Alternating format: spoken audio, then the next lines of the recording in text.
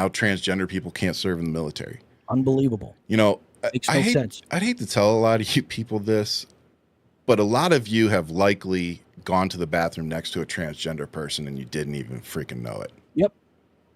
Highly likely. And if you don't know any women in your life that you can ask this question, let me just help you out.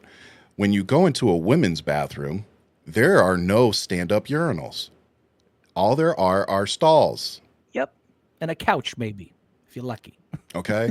So it's not like you're standing up next to somebody, like looking over and being like, oh, that's not the same thing I've got. Yep. Like, nobody does, Ryan. Nobody does that. Where are they getting this fucking information? I'm sorry. Nobody does that. None. Zero. Nobody stares over. Of the bullshit. It's propaganda. It's fear. It's white fear, dude. White fear. Yeah. White fear. You know, but there's a lot of communities under attack right now. Yeah. And I just want to say, as a white Catholic, man, veteran in this country, that I see it, and I'm not okay with it, and I know that I have a lot of people in my community that are not okay with it. Yeah. And I really firmly believe that Donald Trump and this organization are severely underestimating us. And when I say us, I'm not just talking about the left. I'm talking about every single American out there right now that does not feel represented by this administration. We have a president who has stood up on stage and said that he hates his opponent. Well, I got news for a lot of you. You, me, Ghost, Marcus, we are his opponents. Yep. Anybody that does not bow knee to him or bend knee to him, he views them as an opponent. So the president of the United States is supposed to represent all Americans when they're elected, even if they didn't vote for him. And about 43 or so other presidents understood that fact, that when you get elected president, that it really should be a nonpartisan position. You're working for all Americans at that point. Correct. And the best thing you could probably do is go in there and show the people that didn't vote for you why they should have. And that's not what's happening here. We're being shown that we allowed a big mistake to happen in 2024, and we're going to pay for it. Badly. We already are paying for it. Badly.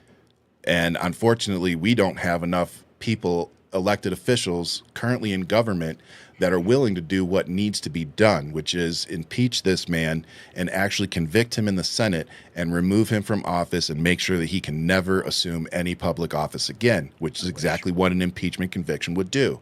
Yep. So again, you want to point fingers at who's to blame for all of this? I point my fingers primarily at the Senate, but really all of Congress, because you failed to get that done, not once, but twice. And if January 6th, if you haven't figured it out, that should have been the tipping point. That should have been where all Americans said, Trump needs to be gone forever. He needs to go retire, and we need to revamp this thing. But unfortunately, for some reason, enough Americans looked at January 6th and thought, let's give them another go at it. They looked at it as isn't that the point? When we don't agree with the government, we can overthrow it. Yeah, we overthrow it. That's where they went, dude. Seriously, I talked to somebody as it was happening. I'm watching the insurrection. They're like, yeah, I'm glad they're doing that. I think this election was fraud. Dude, I'm working with. I'm like, before this career started, I'm like, oh no. So many people have gone to jail, even though most of them have gotten out with pardons now. Yep. So many people went to jail because of that administration. Mm-hmm. And even the election, what started January 6th, we had, I think it was 11 or 12 fraudulent electors here in Arizona. Like literally the woman running the Republican Party in the whole state signed this thing. Because you were the top 7. Like you were one of the 7. Yeah, we were one of, we were one of the top 2. It was us and I think it was Georgia. Was it? Yeah, it was. Yes. Yeah. I know there's a couple little ones. And then we got it on video where the governor of Arizona at the time was sitting down to certify the election, and his phone rings as he's sitting down to do it, and it's Trump. And it's Trump. It's the ringtone was the da da da da, and he takes it out, looks at it, hits it, and puts it right down on the table like that, and then signs.